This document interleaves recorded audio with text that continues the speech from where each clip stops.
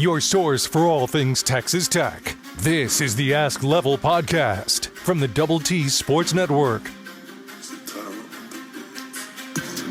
Another week, another blowout win for the Red Raider football team. In today's episode, we look at how high the Red Raiders could climb, the potential for a first-round bye, J-Rod's Heisman chances, getting healthy, the coaching carousel, Tech basketball's trip to the Bahamas, and we'll answer a legion of questions from the audience. Ask Level podcast, as usual, brought to you by our friends at Cantex Roofing and Construction. This is Mike Hebert, the proud owner of Cantex Roofing and Construction. We've been serving West Texas for all of your residential and commercial construction needs for the past 9 years. We would love the opportunity to earn your business. Together, we are one serving you. Level, 10-1. Hold on, time out. Uh-oh. A legion of questions. Wow. I got to tell you, yeah, you dusted that one off, man. That's well done, kid. Thank you. I like that. A legion of questions. Okay. Well, I mean, I can't say the same words every time. This podcast got real fancy all of a sudden. I think I'm in the wrong place. I don't know. The Seahawks called themselves the Legion of Boom, and I wouldn't say that's fancy. I wouldn't call the Seahawks fancy. Yes, but a legion of questions is much more sophisticated. You're right. You're right. Yeah. I was wondering if I'd get a rise out of you. But you know what? 10-1 feels so good, man. Yeah, it does. And these times are rare, man, as we all know. I keep we keep wanting to those and I've been at this a lot longer than you have just because I'm older, right? Yep. Like as far as rooting for these guys or having gone to school these guys, or in this case covering these guys. Yep. With this program, but there's folks out there in the audience that have suffered much longer than me and certainly you. Right. But yeah, you just keep wanting to think the typical Tech is just sneaking around the corner, or you keep thinking that. And man, Saturday was just the opposite of that. Yes, it was. I mean, it was 38-2 at the half. I mean, UCF had not given up more than 35 all year to anybody, and you had that in the second quarter. But it was pretty much perfectly scripted from what you needed to get done. You came out completely healthy, which is the biggest thing. Not as big as winning, but that was kind of that was 1 and 1A. Win the game, get out healthy, move on to the next one, and yeah, mission accomplished. But what an emotional day though too, for a variety of different reasons. Just because of senior day, and man, there's some good players out there. With roses, that they're giving their mom or whatever that you're going to say goodbye to. Goodness gracious, and boy, do I hope it's not their last. It's not their last home game, but if it was, they went out the right way. It's possible that it's their last home game, but somewhat in a positive manner, because the first round bye looks more possible than it did a week ago, maybe, with OU beating Alabama, giving them their second loss of the year. I think many would anticipate Texas Tech's going to move into that 5 spot when the college football playoff rankings come out on Tuesday night. Look at you with the Legion of Hope. I mean, at this point, would you say we're looking ahead here, but would you say it's more likely? I don't think that's the way it's going to go for you. Okay. Even with 2 more wins, I just think you're going to get SEC'd. There are scenarios, certainly, but just without knowing all of that, I just think odds are you could be in that 5 or 6 spot. And again, who are we to complain? Sure. I mean, and maybe we'll get down to it and we'll have a gripe about it, or go, man, you kind of got, but yeah, I'm not there yet. I mean, just think about the conversation you're having here. Like, stop and think. And I know we're daring to dream, and you're almost kind of wanting to get greedy. As we're sitting here and talking, you haven't even clinched a spot to Arlington yet. Correct. you are a stub your toe loss away from being left out of the whole deal if you're not careful based on some other things that happen. So Correct. that's just the harsh reality of it. Trust me, I'm ready to shift into the next gear. Hmm. I'm ready to set up the party in Arlington and to get after it, but we're just not there yet. But you could in fact move up a spot in the CFP rankings. Now, there's a whole weird dynamic there because the person you're going to be hearing from now publicly is an SEC athletic director. Um, he's not the same one that was popping off about your red zone issues, which you seemingly answered resoundingly Hmm. over the weekend. You had a legion of answers in the red zone this past week, I would say. How many Um, mentions are we gonna have before this thing's over? Ter- J-Rod, Terrence Carter, Reggie Virgil, yeah, they all got a crack at it. Yeah. Um, with Bama losing at home, yeah. But the thing is that you're going to sit back and you can't really do a whole lot about your situation this week because you're off. You can't do anything about your situation the following week because it's a 4-7 West Virginia team. I don't care what the Yeah. weather is or that you're on the road, you're just not going to get, much bump from that. And the next time you can really do anything about your resume would be in Arlington. Yep. But you haven't even clinched a spot to Arlington yet. But so these are conversations I totally get why we're having them. But it also just speaks to how much left is still to go. And this is what happens with teams right now, Woodman, is that you see what A&M almost succumbed to. You see, I don't want to say that like Alabama did that, but like Texas and like there's just some, I don't know, like not goofy results. I don't know if that, but there's weird stuff that happens in the last couple weeks because what happens is I think teams get bored. Teams have been through the ringer and they felt the pressure or they're beat up and weird stuff happens. And again, you just don't want to have the stuff happens to you, but it never fails. You're going to get there's not a ton of big time games this weekend. I'm gonna tell you right now, I'm gonna enjoy the chaos because you're not gonna be involved with it, guaranteed, because you don't play. And then there's weird stuff that happens on Thanksgiving weekend. It just does. And so I'm just asking for one more result and all that. But there's just a lot to be determined here. Yeah. Yeah, I got to be honest. I wasn't. I mean, there was slight nerves going into Saturday against UCF. Just you didn't want to be one of those teams. Watching A&M made those nerves ramp up quite a bit more. Just it Oh was yeah.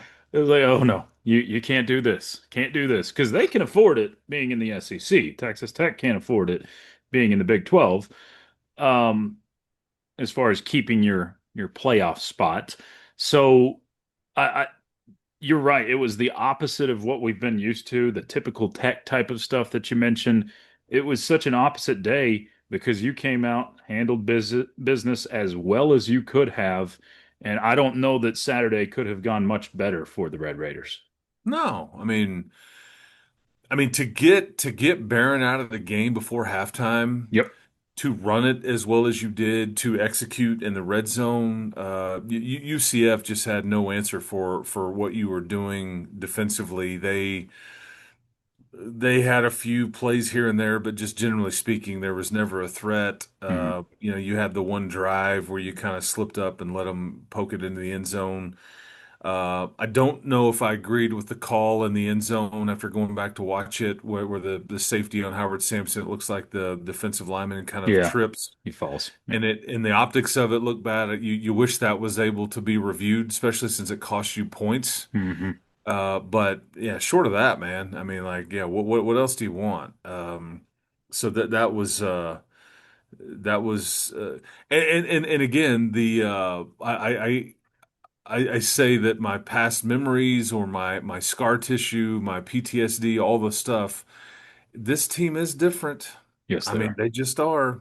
You haven't really, because here's what I keep or have been waiting on, and maybe you'll get it in Morgantown, or maybe you'll get it in in Arlington. I don't know, but every team typically deals with one of those just survival games, Right. and I thought that that's what you were going to look at Arizona State. I thought, boy, you didn't play well. You kind of muddled through this deal. Arizona State firing off every bullet they've got. They've and then you still almost pulled it off. And because you haven't been a part of a close win all season. I mean, it doesn't exist. Sure. So, and I don't know. I don't know. I'm not asking for a close win. I mean, the blowouts are fine. It's just I'm saying typically teams they have to survive one, and you just haven't really had that happen to you yet. And maybe it won't happen. I don't know, but um, it, the bye week comes at a really good time though because I do think that I remember people in the summertime writing about the way your schedule laid out. And this was a stretch that you just now finished up to where you played 7 games in 7 straight weeks.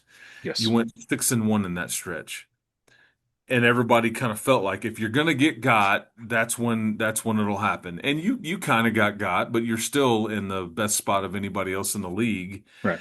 and I think you were able to survive it. But they really, if anything, the rest and just the mental fatigue that all of this has potentially taken on you is going to be good for your quarterback, if no one else. I know what Jacoby's been playing through and what Terrence Carter's been playing through, what Will Jados has been playing through, what John Curry's been playing through, what Jacob Rodriguez has been playing through. I mean, just on and on and on. And so, yeah, sit down and enjoy some quiet time this week if you're this team, and I think that's exactly what Joey will give them. And then and part of me hates it. Part of me absolutely hates it because I'm ready to not stress about it or Check the worry. last box. Yes, Yeah. but in a way, you could make the argument it's going to be really good if you have to go win that last game, just because how many times in sports do you see the team that clinches, and this typically happens in professional sports, like the team that just runs the regular season, they clinched it and they kind of coast into the Hmm. postseason, and they end up facing the team that's Hot. just been yeah, that's been hot, that Yeah. had no choice. The playoffs Hmm. started way early for them, and then that's the team that advances. So Hmm. in some ways I'm kind of glad that the pressure is still on you and you kind of feel it and you don't want to back into anything. But as we sit here and talk, I mean you haven't earned one of the 2 spots in Arlington yet. Now, could it happen this weekend? Potentially, but here's what it would require. If Okay. BYU beats Cincinnati, and I think that I've about decided that I just want, because of the different scenarios, I want BYU to beat Cincinnati. Okay. Um, because I'm not going to say this very loud, but you know who I really don't want another crack at? Utah. Correct. Yeah. And the only way Utah really gets back into this thing is if Cincinnati beats BYU. I just think that the Utah now again, maybe I'm being soft, maybe I'm like worrying for nothing. I just think if you look at the different matchups, Hmm. I think Utah they've kind of figured some things out. The Bird Ficklin, their backup quarterback, is now a freakishly Yep. like this skilled offensive player. I think he had like 6 carries for 160 yards against Baylor. Now, granted, Baylor's a terrible defense, but if I'm getting to pick it, I think I'd rather go after Arizona State or BYU again as opposed to Utah. Again, I'm just looking at it for reasons to win the game, and I think BYU win gets you closer to clinching a spot because it eliminates Cincinnati, and then your win over BYU certainly looks better and all that stuff. And then the other result, you need Arizona State to take an L here. So they're going to go to Colorado. They're only a 7-point favorite. I'm not gonna. A lot of people are going to scoff at this. I'm not going to rule out the Buffs. They're just kind of been in existing. I don't know what the future of Deion Sanders is. Mhm. They've been blown out some games. They've been very competitive in others. It's a night game in Colorado. Potentially could be cold. Hmm. I'm not saying. I'm just saying. And Arizona State basically had to survive against West Virginia, They right? did. They did. And then they've got to come back on a short week and host Arizona, which is trajecting the right way in the Territorial Cup on Friday.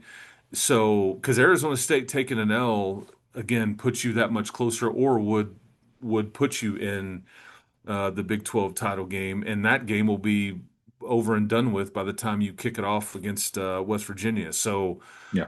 that's kind of what you're looking at. But as we're sitting here and talking, none of that's happened yet. But yeah, this weekend, go Cougs, go Buffs, let's go. So you've already pretty well answered our first question. For Brandel, it says, "Who do we not want to meet in the Big 12 championship?" Utah's I, the the answer only there. one that makes me nervous, and again, I hope nobody from Utah gets a hold of this and uses this against me. I'll tweet it But at him afterwards. Don't worry. yeah, yeah, but that's the one that I would least like to see, just because I think they're, and it's weird because like the FPI and some of these formulas have Utah ranked ahead of of Tech and BYU Some, both, yeah, and yet those two teams beat Utah. Like, so what are we even doing? But it's because Utah has just beat the out of everybody. They haven't been, and then some of the analytics would suggest to you that the BYU game that they lost, yards per play and all the stuff that they should have won that. But I think Kyle yeah, Whittingham got kind of conservative in that game, and then obviously we know what your game was against these guys, and it was what, 7 or 8 minutes to go, and there's a lot of people the game wasn't as bad as the score indicated. No, the stands were empty. I saw them. they were. Everybody left. If it was really that close, everybody would have stayed and cheered the Muss or whatever they are, and all that. But you beat them by 24. But Yes, that they are playing really well lately. They're very well coached. They have the most talent, I think, of anybody you've seen all season. Um, yeah, and I think they've figured a few things out. They've got a little more juice on offense with their explosiveness. And so, yeah, that's how I would answer that. Arizona State wouldn't scare me. BYU would be a tough game. Now, I would tell you the thing about the BYU matchup, there'd be a lot of blue in those stands. sure. So if you're out there listening and you're thinking about going to this game, and you think that, okay, I can live with the, if we don't make it, I'll try to sell them or whatever. But if BYU punches their ticket, you're gonna wish you had already would have had tickets. They're not, the prices are not going to go lower. It's expensive. I get it. And they're the most likely option at this point. 1,000%. Yeah, Yeah, a thousand that you're percent. going to face. Because let's be honest, this is a for BYU. Based on what I saw from UCF on Saturday, Hmm. this is a winner take all for BYU on Saturday. If they win, that's who's playing in Arlington, period. They're not going to lose Yeah, at home to UCF. UCF wanted no part of you on Saturday. They're beat up. That game's in Provo. So that's the only yeah, possible hiccup. But they're going to have to go to Cincinnati and beat the Bearcats coming off of a loss, which is a bit tricky sure. because you get the whole rebound thing and all that stuff. And Yeah, most recent line I saw on that's like 1.5 BYU. oh So yeah, it's oh supposed yeah, to be. it'll be a doozy at 7 o'clock. Ironically enough, the games we're sitting here talking about, the Arizona State, Colorado, and the BYU Cincy game, they're both at 7 o'clock. I think on Fox and ESPN two. So Yeah, that's what you're. But yeah, like dual box, or what do you call it? When you quad do box. Yeah. split screen. Oh yeah, Yeah, yeah. That's what. it's the good stuff. Yeah, but that's what you're wanting. A BYU win and an Arizona State loss, and you have clinched a spot. So, All right, so this question comes from Jackson. It says, "Do we get any players back after the bye week, like Leighton Stone? How serious is Baron Morton's injury? Does he get healthier with the bye?" well, it doesn't get worse. I think the ability to, what he really needs is about 4 to 6 weeks of nothing. Hmm. That's what would fix it. You don't have that luxury. Um, were you surprised that his X-ray was shown on television? Where do they get that from? I mean, that's I'm got to be gonna shared guess. by the I'm team? gonna guess it had to have been him. Otherwise, you're getting into HIPAA HIPAA stuff. stuff, yeah. He's got to Yeah, be. he may have just been like, "Hey, here you go." So And yes, I was surprised, but it yeah, was I'm like, that was different. "Whoa, yeah, holy cow!" I mean, it's not a secret anymore. So No, it's not on exactly what the issue was, and yeah, it just popped up there, right there in black and white for all of us to oh see. And there was like, "Damn, he's got a hole in his leg," yeah, and that's what people haven't known that, and I think that it's extremely painful. There's not a whole lot you can do for a hole in your bone hmm other than rest. And I think I've asked enough medical people that I'm like, oh, what's that taking? They're like 6 weeks of doing nothing, maybe four, whatever. And I'm like, well, so he will have the luxury of not being able to do anything this week, and maybe you kind of ramp it up in the following week. But yeah, just some good old fashioned rest will be good for him as yeah. much as he hates it. Um, Stone was the other part of that question. If there's any injury update there, yeah, I think he's got. I think it may be a bit. okay. I think so. Um, There was another question about receivers, saying, "Are we thin at receiver right now, or do we see Valson and Jones get some more run like we did recently?" I think so. Bryson Jones came back. Valson played. Micah Hudson played. But yeah, no T.J. West, no Leighton Stone. Tyson Turner got a little run. Yeah, I think that that's kind of what you were looking at. But you're was the question, are you thin? Yeah, are we thin at receiver right now? Well, I mean, there's a gap there. There's an age gap for the most part. Like Yeah, and that's a big part of it. that's part of and there kind of is that way with your offensive line too. hmm It's funny because you've got like your starters and your upperclassmen, but then there's like this weird like hmm like really good young talented players, but just not quite ready yet. And Right. so, yeah, your receiver and your no, safety is kind of like that too, honestly. Now that I think about it, your safety position is like that, to where you've got your starters, and then your backups are all like very talented young players, but Wrong. just without a ton of experience, like Malika Skara, Peyton Morgan, um, all that. So Another question that we've got here. This one comes from Mason. It says, "Why are we not seeing McGuire's name on any of the odds lists for the open coaching jobs? Is it because a deal is already done, or because other schools don't think he could win there?" well, he's not going anywhere. I mean, I think Cody Campbell basically said as much. Yeah, the thing about this, just I'm just going to be totally transparent here. Theoretically, Texas Tech has all the leverage in any sort of negotiation with Joey. He really wants no part of going anywhere. And I don't think that the folks in charge here want any part of him going anywhere either. Sure. And could he get more dollars potentially somewhere else? Maybe. But I think Texas Tech will be very fair with him and hmm reward him for what you've been able to do. Again, once you get to where you want to go, and all those things. I think Joey, to his credit, will be more worried about who he does life with and will want to ensure that his people are taken care of.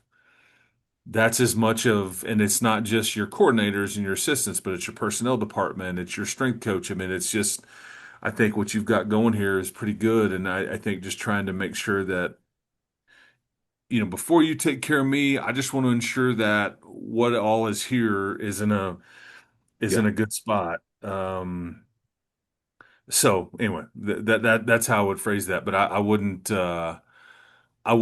stress too much about the coaching carousel. Now, where it could get you a little bit is, I mean, you don't want to rule out, your coordinators and your assistants. This is why I think Joey would say that this is my task right now, is trying to ensure I can keep this thing together. Because guess what? There's a lot of people out there that are envious of what you have going on right now. And there's a Right. variety of reasons why it's going on. Mm-hmm.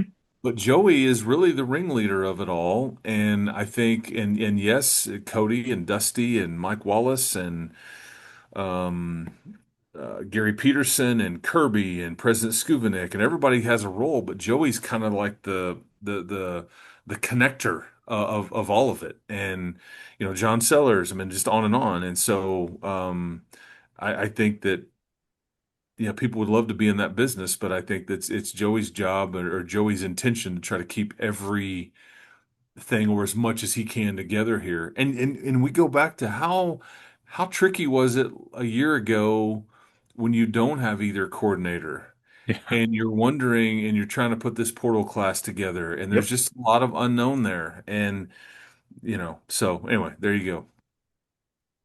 Let's see, and one more before we shift to basketball. This one is from James. It says, "Any player, are there any players that will get in the portal before the postseason that you could anticipate?"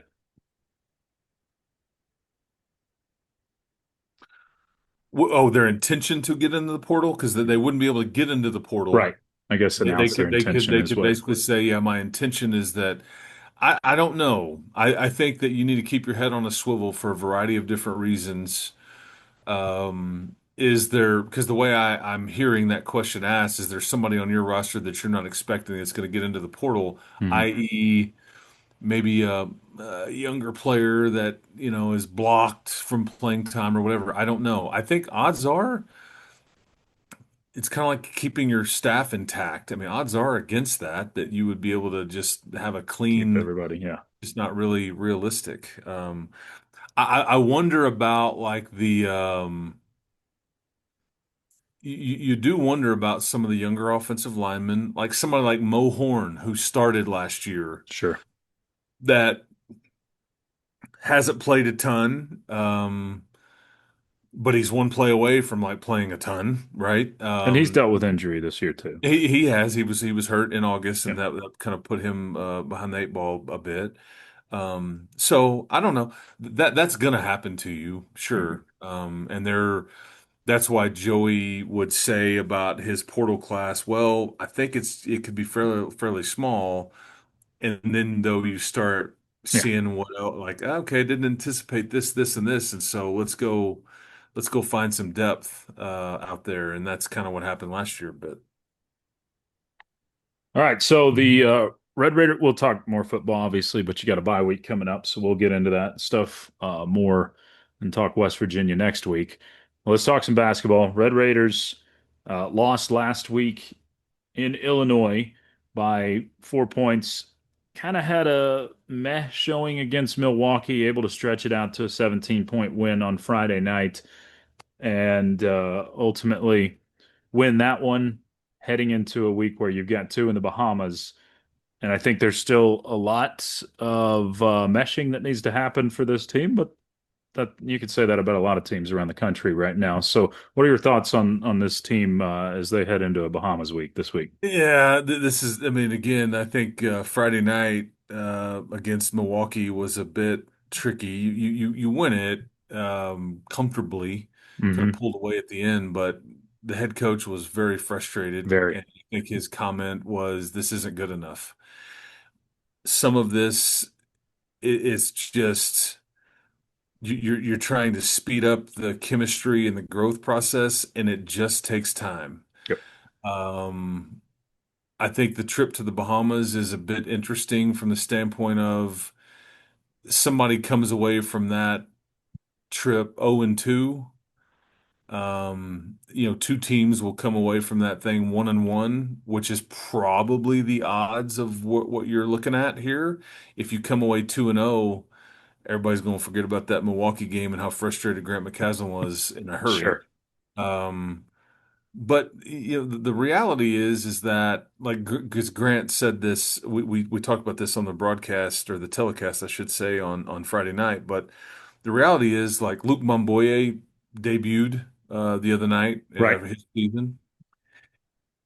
Woodman, he's only practiced like with Christian Anderson like 3 times since they've been here. That's it. And like that's Yeah. just Yeah. difficult to overcome those things. So when it Sure starts it hitting is. the fan and you're trying to figure out what are you doing here or how do I play the pick and roll with you or whatever, your communication on defense, all that stuff shows up. And so it's just gonna, the one thing that I have liked though, and it took the Illinois game to get it out of them, maybe, So, is JT Toppin looked at everybody in that locker room after that Illinois game and at halftime of that at halftime of that game, and like he held everybody accountable and he demanded more. I mean, because he could not have done any more for his team that night in correct. Champaign, Illinois, Correct. against the top 15 team. And at times he was by himself. He just didn't have enough help.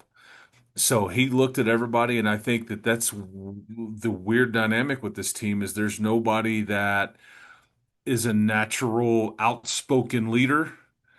They're Okay. kind of quieter and or they're new and all those things. And I think that JT's the best player, and I think that it was, I mean, good for him. I mean, that's kind of what you need. You need somebody to speak up and hold people accountable and those kinds of things. Like, let's hoop, man. Like, Yeah. let's figure this out. So, because I mean, you're about to get put through the meat grinder here in the next 4 to 5 weeks, and that's not even that's on low speed. High speed meat And grinders Nick coming conference up. play. Yeah. Yeah, when the calendar switches. So I always wondered that when you're making a milkshake, I never knew what low speed would it was ever going to do for you. What's the purpose? If you want it really Exactly. lumpy, I guess you can Yeah, but even then, it doesn't. It thick. just doesn't. It doesn't get everything going. It's No. like it No. almost just sits there idle, like What's it? whatever. And you got to hit Yeah. the high speed, and then it's like, okay, now we're cooking. But yeah, I don't know where that came from. What's A the legion a legion of references, including a blender what's today. the go-to milkshake for Chris Level? You a Yeah, chocolate guy? I would say that I'm pretty good at it. Oh. I know you're shocked. My kids love them, but I'm a more of a chocolate malt guy. Oh, me too. So Good call. but it's not too chocolatey. Okay. But 2% milk, homemade vanilla, Bluebell, got to be that. Uh, some chocolate Hershey's chocolate sauce, but again, I think you can overdo it and it'll ruin it.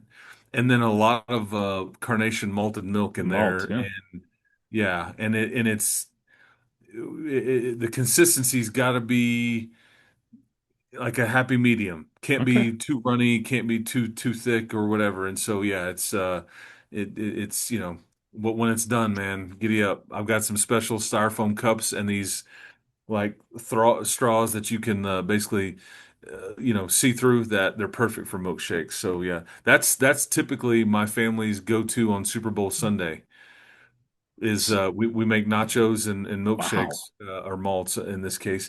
And come to find out, I didn't even know it until I found or was paying attention. But I'll be coming back from Morgantown a second time on Super Bowl Sunday this year. How That's about that? crazy, man. That's Yeah. crazy. You know what? So like when we have this Texas Tech cookbook put together, Chris Level's entry is going to be the perfect chocolate malt. Is that what we're going to I have don't that? know anything about a Texas Tech cookbook. I'm piecing it together. Okay, Starting there you go. All right. starting now. Okay. I mean, we got Nick And Saban's per my spaghetti sauce would feature a little olive oil, a little red Oh, wine, wow. a little table sugar, a little garlic salt, some ground beef, some crushed tomatoes, Look at you. some tomato sauce. Yeah, big time. Okay. I mean, we got Nick Saban's baked beans floating around the internet a bunch, so why don't we Yeah. put together Sure. something here? Yeah. So here back to basketball. We do have one more question from Carlos. It says, "What concerns do you have with this basketball team right now?" Just kind of a generic one. Well, like, you know what? My concerns are people's potential lack of patience. Okay. But like because that's I think that they're going to be just fine. It's going to take a bit. It just is. I'm a little. I want to see a bit more from Tyree Bryan. Okay. I think he's shown you some flashes. I think Donovan Atwell has been really good at home, but like Tyree and Donovan, in that game in Illinois, I think they were 2 of 8 from three. They combined Yeah. for 6 points. Just not much on the rebounding. They got in foul trouble. They just and they've got to be. These are the two seniors on your team. Those two and Jack Francis.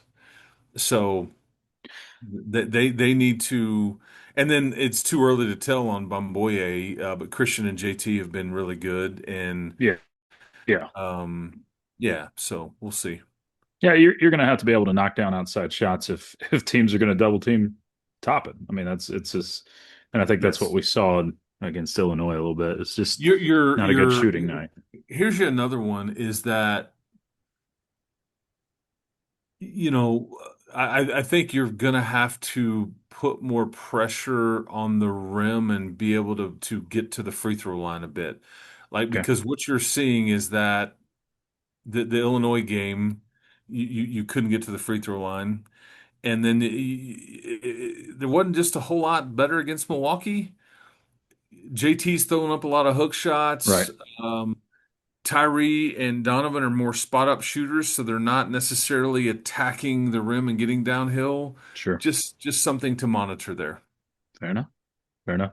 So Wake Forest on Thursday night, and then hopefully Purdue on Friday, but it'll be Memphis or Purdue, depending Yeah, on your Memphis result. Memphis isn't great. Purdue's going to win that game. Wake Forest, I think, won 20 plus last year. They're 3-1 this year. Steve Forbes is a really good coach. Juke Harris is a name you're going to want to remember. He's a guard for the Demon Deacons, but they've only lost one game, and it was an overtime 1 point loss to Michigan, who's ranked in the top 10 right now. I think they're number So 6. Yeah. yeah, I mean they're this will be a tough one, and then you're going to have to potentially play the number one team in the country in Purdue, who just went into Alabama and Tuscaloosa and won on their floor by like what 8 or 9 points or something. Mhm. So you did again, just get to the Purdue game, and then the result. I mean, not that it's good either way, but a win, look out, and a loss doesn't hurt you. Correct. You Yeah. know. Yep. All right, Level. Enjoy your bye week. Get some rest, and Oh, I will. get ready for. Hey, go Cougs, go Buffs. Woodman, appreciate the time, my man. We'll talk to you next time. Keep hope alive, everybody. That's Chris Level. I'm Choice Woodman. Been listening. Legions of hope. You've been listening to the Ask Level podcast, powered by the Double T Sports Network. You've been listening to the Ask Level podcast, powered by the Double T Sports Network. Be sure to hit the like and subscribe buttons for more great content from all of our shows on the Double T Sports Network.